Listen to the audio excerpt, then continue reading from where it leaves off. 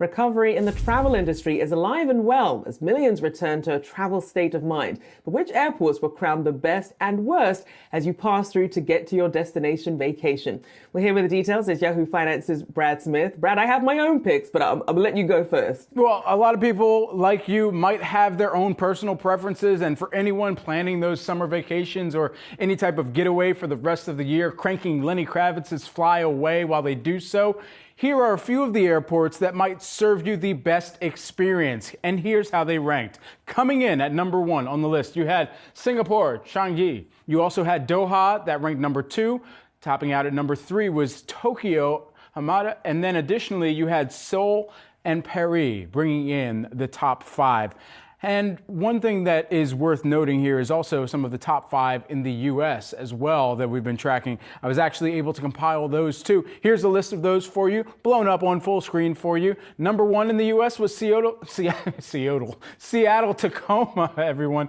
Also Houston for both of their airports coming in at number 2 and number 3, at least in the top 5 of the U.S. airports that made this list. And then number 4 was Cincinnati, North Kentucky, and number 5, San Francisco.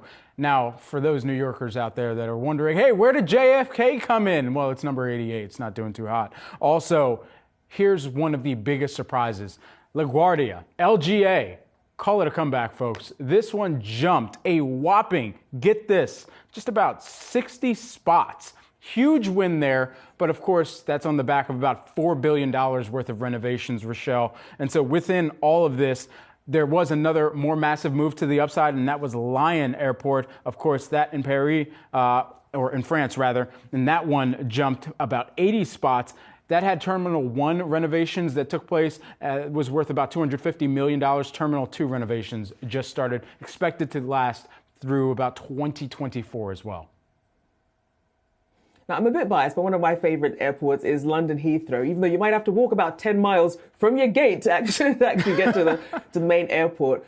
Worst airport, though, I still have PTSD from it, is flying through Chicago O'Hare. Oh, my gosh. Every time. I still remember someone literally physically scraping the ice off a wing as I was about to take off. I was like, I can't do this. This is too much. Here's the thing. I've seen entire marketing pitches put together around Chicago O'Hare. Why? Because it was the airport that had the most delays or cancellations. And so for marketers, yeah, it's a dream come true because you're like, all right, I have so much time to get in front of my potential customer sitting at Chicago O'Hare, and more likely a business customer given the number of connections that go through there. But a lot of people just thinking, what makes the best experience at an airport? Well, just being able to get out of the airport should be one of them. But then additionally, how the food stacks up, how you're able to do some shopping perhaps along the way. So all of these things factor into a good experience. And the energy usage, the environmentals of the airport are increasingly being factored into some of these rankings too, Rochelle.